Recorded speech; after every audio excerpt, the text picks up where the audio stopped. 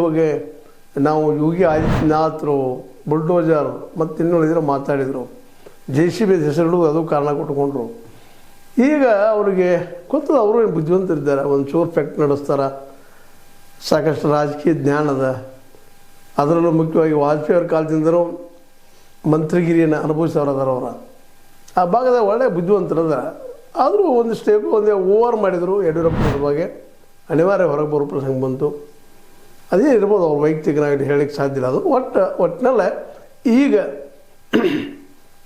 ಕಾಂಗ್ರೆಸ್ಸಿಗೆ ಬರ್ತಾರಾ ಅನ್ನುವಂಥದ್ದು. ಸ್ವತಂತ್ರವಾದ ಮೀಡಿಯಾಗೆ ಬೇಕಾಗಿರುವುದು ಸ್ವತಂತ್ರ ಧ್ವನಿ. ಆ ಸ್ವತಂತ್ರ ಧ್ವನಿ ಉಳಿಸಲು ನೀವು ಮಾಡಬೇಕಾದದ್ದು ಇಷ್ಟೇ. ಅದೇನಪ್ಪಾ ಅಂತಂತಂದ್ರೆ, ನಿಮ್ಮ ಕೈಲಾದಷ್ಟು ಸಹಾಯ ಈ ಚಾನಲ್ಗೆ ಮಾಡಿ ಹಾಗೂ ನಿಮ್ಮ ಧ್ವನಿಯನ್ನು ಕಾಪಾಡಿಕೊಳ್ಳಿ. ಅದೀಗ ಗೊತ್ತು, ಈಗ ಹೇಳ್ತೀನಿ ನಿಮಗೆ, ರಾಜಕೀಯ ನಿಂತ ನೀರೆಲ್ಲ ಹರಿದು ಇವತ್ತಿನ ಮಿತ್ರ ನಾಳೆ ಶತ್ರು, ನಾಳಿನ ಶತ್ರು ನಾಡಿದ ಮಿತ್ರ. ಹಂಗೆ ಈ ಕಾಂಗ್ರೆಸ್ ಅವ್ರಿಗೆ ಮಿತ್ರ ಆಗ್ಬೋದಾ? ಅವ್ರೊಳಗೆ ಬರ್ತಾರ. ಮತ್ತು ಕಾಂಗ್ರೆಸ್ಸಿಗೂ ಇವತ್ತು ಅಂಥ ಒಬ್ಬ ಮಾತಿನ ಮಲ್ಲ, ಯಾವುದೇ ಸಿಚುವೇಶನ್ ತಮಗೆ ಬೇಕಾದ ಹೋಗುವಂಗೆ ವಾದ ಮಾಡುವಂಥ ಮಲ್ಲ ಬೇಕಾಗಿದ್ದಾರೆ. ಅದರವರು ಉತ್ತರ ಕರ್ನಾಟಕದಲ್ಲೇ, ಉತ್ತರ ಕನ್ನಡದ ಭಾಷೆಯಲ್ಲೇ ಧಡಕ್ಕನ ಮಾತಾಡುವಂಥದ್ದು, ರಭಸಲೆ ಮಾತಾಡುವಂಥದ್ದು. ಅದರಲ್ಲೂ ಪಂಚಮಸಾಲಿ ಕಮ್ಯುನಿಟಿಯಲ್ಲಿ ತಮ್ಮ ಒಂದು ಏನಪ್ಪ ಅಂದ್ರೆ ಪ್ರಭಾವ ಇದ್ದಂಥದ್ದು.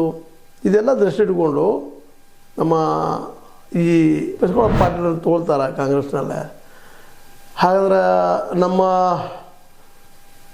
ವಿಜಯಾನಂದ್ ಅವ್ರದ್ದು ಏನು ಗತಿ ಅಂತ ನಿಮಗೆ ಗೊತ್ತದು. ಈಗಾಗಲೇ ನಮ್ಮ ಹನಗಂಡಿ ಶಾಸಕರು, ಹುಣಗುಂದ ಶಾಸಕರು, ಜೊತೆಗೆ ಅತ್ಯಂತ ಪ್ರಬಲ ವಿರೋಧಿ ಕಾಶಪ್ಪನವರು,